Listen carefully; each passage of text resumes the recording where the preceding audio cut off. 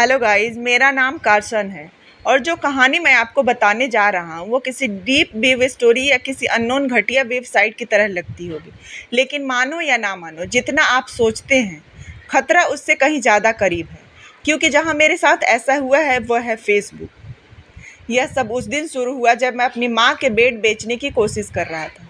यह बेड थोड़ा पुराना था और माँ की पीठ में तकलीफ पहुँचा रहा था, इसलिए इसे बदलने का समय आ गया था और उसके लिए मुझे पुराने बेड से छुटकारा पाना था। सभी तस्वीरें लेने के बाद मैंने उन्हें कई सोशल नेटवर्क पर अपलोड करना शुरू कर दिया और मैंने सोचा फेसबुक मार्केट प्लेस भी क्यों नहीं यूज किया जाए। मेरी पीढ़ी के लोग अब इस सोशल नेटवर्क का ज़्यादा उपयोग नहीं करते हैं, लेकिन मुझे पता था कि यह बहुत बदल गया है, क्योंकि उसका उपयोग पार्टनर खोजने, वीडियो देखने और यहाँ तक कि चीज़ें बेचने के लिए भी किया जा सकता है।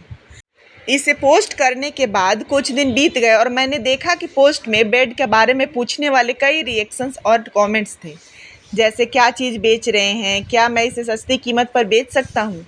लेकिन सभी कमेंट्स के बीच उनमें से एक ने मेरा ध्यान खींचा।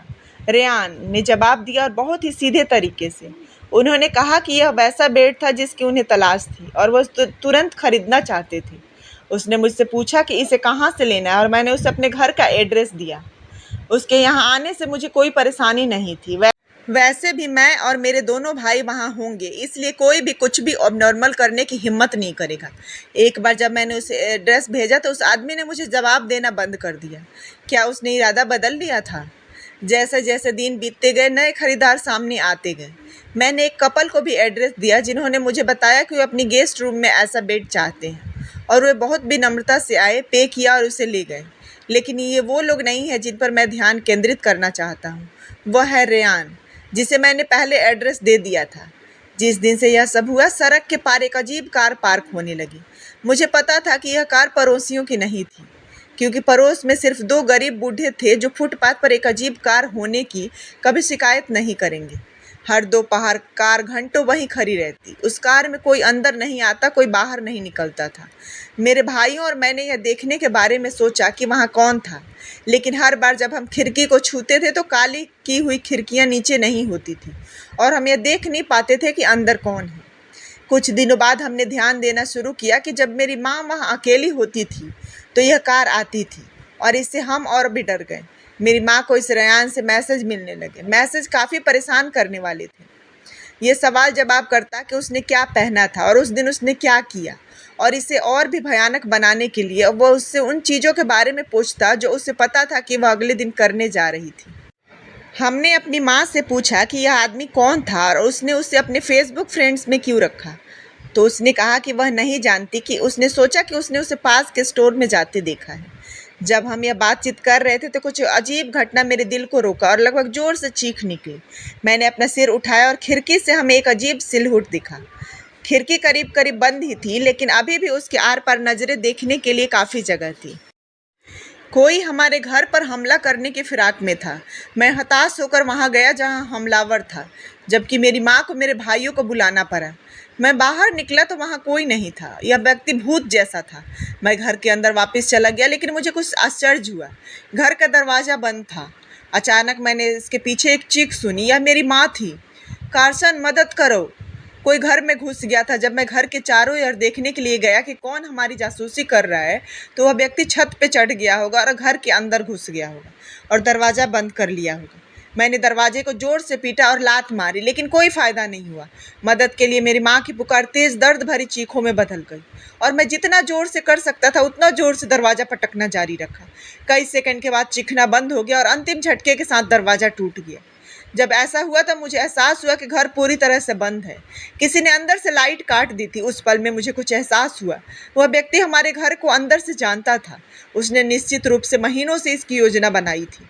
मेरी माँ द्वारा फेसबुक पर पोस्ट की गई सभी तस्वीरों को देखकर और अपने आप को घर से परिचित कर रहा था। केवल एक चीज़ जो उसके पास नहीं थी वह था एड्रेस, जहाँ मेरी माँ रहती थी, और मैंने उसे एड्रेस दे दिया। मैं अंधेरे में चलने लगा और अपनी माँ के कमरे से आ रही बेहोश कराहों को वो सुन रहा था, जहाँ बेड हुआ करता था।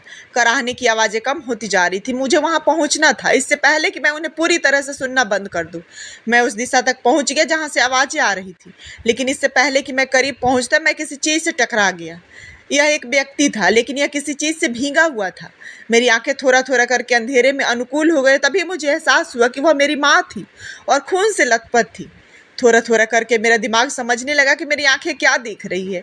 मेरी माँ की गर्दन खुली हुई थी और उसमें से अभी भी खून बह रहा था। मैं रोते हुए फर्श पर गिर पड़ा। यह महसूस नहीं कर रहा था कि घर में कुछ और चल रहा था। अगर मेरी माँ मर गई थी तो वह किसके कराहने की आवाज़ थी? इस पर मेरी समझ ने मुझे खुद जवाब दिया। जहाँ से ब्लीडिंग हो रही थी वहाँ एक भयानक और भारी आदमी अपने विशाल चाकू से मुझ पर कूद पड़ा। मैं जल्दी से खड़ा हुआ और उसे चकमा दिया, लेकिन वह मेरे पैर में छुरा घोंपने से नहीं रुका। जब मैं अपने हमलावर अपनी माँ के हत्यारे को देखा तो मैं देर से चीख पड़ा। यह रयान था। मेरे पास फेसबुक पर उसकी कोई पिक्चर नहीं थी, लेकिन मुझे उसकी ज़रूरत नहीं थी। जैसे ही मैंने उसका भयानक साइको वाला चेहरा देखा, मुझे एहसास हुआ कि यह वही है। गुस्से से भरकर मैं उसकी ओर दौड़ गया, लेकिन कोई फायदा नहीं हुआ। उसने अपने बड़े हाथ से मुझे आधे रास्ते में ही रोक लिया और मुझे दीवार के ऊपर फेंक दिया, जैसे कि मैं एक कपड़े की गुड़िया थी। वह भयानक आदमी धीरे धीरे मेरी ओर चला, जैसे कोई शिकारी अपने शिकार पर अत्याचार कर रहा हो। अचानक मैंने सामने के दरवाजे पर एक शोर सुना और जब मैंने महसूस किया कि शायद मेरे भाई थे, तो मैंने सामने की ओर देखा और महसूस किया कि हत्यारा वहाँ नहीं था। गाइस भागो, यहाँ एक हत्यारा है।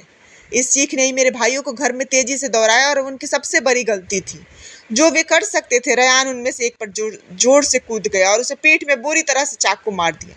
मेरा छोटा भाई तुरंत जमीन पर गिर पड़ा और वह मर गया। मेरे दूसरे भाई ने भागने की कोशिश की। उसकी आंखें अभी तक अंधेरे में अनुकूल नहीं थी और कोई रास्ता नहीं था कि वह इसका सामना कर सके, लेकिन जाहिर है बचना भी कोई ऑप्शन नहीं था। इससे पहले कि मेरा बड़ा भाई लाइट तक पहुंच पाता, उस आदमी ने उसे पीछे से पकड़ लिया और दूसरी दीवार से टकरा कर वापस अंधेरे में फेंक दिया। मेरे भाई ने उठने की कोशिश की, लेकिन नहीं उठ सका। हत्यारा उसके सामने था। उसके हाथ में चाकू लिया हुआ था। उस पर वार करने के लिए तैयार था, लेकिन मैं ऐसा नहीं होने देने वाला था। इतना खून बह जाने के बावजूद भी मैं विलेन के ऊपर कूद गया और हम दोनों जमीन पर संघर्ष करने लगे। मेरे भाई ने लड़ाई पर तुरंत रिएक्शन दिया और उसके हाथों से वो चाकू ले लिया जिससे उसने हमारे परिवार को मार डाला था। और जब मैंने हत्यारे को पकड़ रखा था तो मेरे भाई ने बार बार उसे चाकू मार कर उसे मार डाला। दुःस्वप्न खत्म हो गया था, लेकिन बदले में मेरी माँ और छोटे भाई की मौत हो गई थी। इसके तुरंत बाद हमें एहसास हुआ कि इस आदमी ने वास्तव में फेसबुक पर हमारी माँ का पीछा किया था। अलग अलग अकाउंट्स बनाकर तरह तरह के भयानक मैसेज भेज रहा था। मेरी माँ ने चुप रहने का फैसला किया। निश्चित रूप से वह हमें परेशान नहीं करना चाहती थी।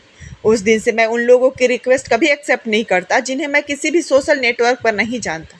मेरे बच्चे अपनी युवा दादी के साथ जो हुआ उससे भयभीत होकर वही करते हैं। मैं आपको ऐसा ही करने की सलाह देता हूँ। भले ही आप फेसबुक पर किसी व्यक्ति के दोस्त हो सकते हैं, लेकिन वास्तविक जीवन में वो आपका हत्यारा बन सकता है।